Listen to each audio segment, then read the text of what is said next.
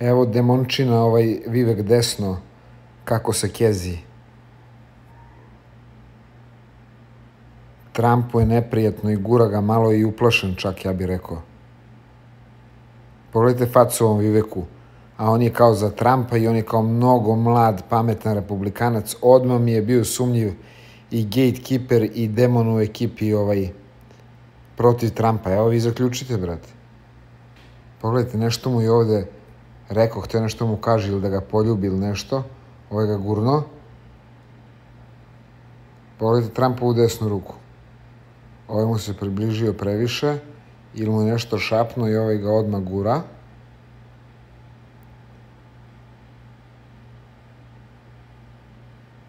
Pogledajte sad ovaj osmeh demonski.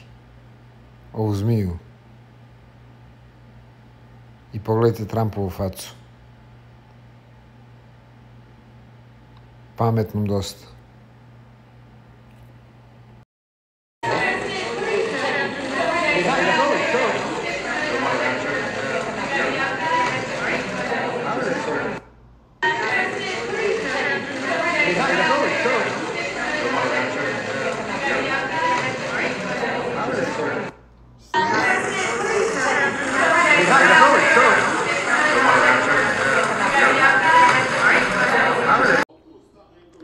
Helsinki 2018.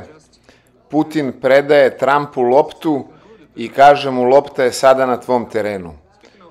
Moje mišljenje da su ovde bili neki dokazi, informacije ili oružje koje može da pomogne Trumpu da se bori protiv duboke države. Trump je uzeo loptu, dao Melani i rekao ovo ide kod mog sina barona. To se desilo u Helsinkiju 2018. Tako da Putinov i Trumpov odnos je jako drugačiji nego Putinov i ostalih prethodnih predsjednika američkih, a i Trump takođe totalno drugačije reaguje na Putina u odnosu na druge predsjednike drugih zemalja. Tako da, naravno da ne treba verovati ni Putinu i Trumpu, ali nada umire zadnja i trebamo da vidimo da li su možda ova dva čoveka pripadnici duboke države i samo glumci, ili su možda ipak predsjednici koji se bore za slobodu i protiv duboke države. Verovatno su i oni pripadnici raznoraznih društava i službi, ali ne mora da znači i nije neophodno da su oni zli i takođe igrači ovih drugih. Možda i jesu i možda će oni zajedno sa ostalim glumcima i igračima duboke države da pokušaju da uvedu novi svetski poredak i ko zna šta i samog Antihrista, a možda su i Božji ratnici pa se Bog umešao i dosta je zla na ovom svetu. Tako da trebamo mi sami sa sobom da raščistimo da li ćemo da se borimo, da li ćemo da pokušamo nešto da promenimo ili ćemo da čekamo spasioce. Ako nećemo da čekamo spasioce, uključite mozak, sami razmislite kako možete da dignete glas i da se priključite borbi i da ne čekamo skrštenih ruku 2030. I agende ko zna kakve, da nemamo ništa, da budemo srećni kao što Klaus Schwab kaže.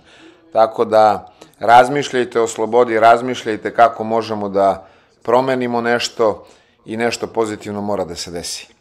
Što se tiče Bocki i Trumpa, odmah da vam kažem da je pola Amerike odbijalo da uzme to baš zbog Trumpa, zato što je shvaćeno šta je hteo da kaže sa lekom Ivermectin.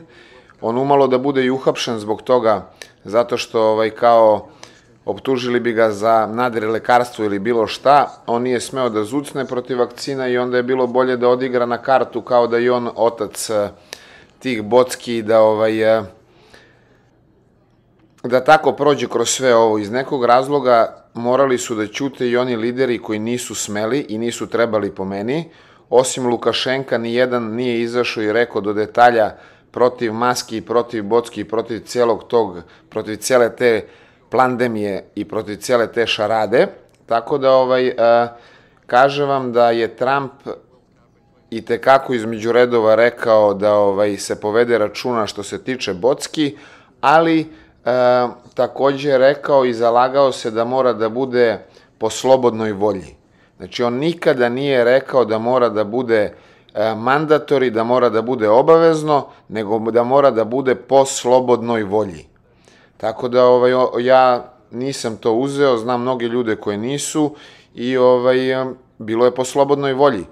Tako da, takođe je bio protiv Faučija, to smo svi mogli da vidimo, nekoliko puta su zajedno bili i svima je nama bilo jasno šta Trump misli o njemu i o svemu tome, iako je javno rekao da je uzeo i da je više puta bockan, ali kaže vam, borio se za to da bude po slobodnoj volji i pitanje da li je on stvarno bockan, iz nekog razloga je morao da ćuti, isto kao i Putin, po mom mišljenju, jer da nisu ovi loševi povukli još neke mnogo gore i opasnije poteze, tako da su to neke šahovske igre na najvišem nivou.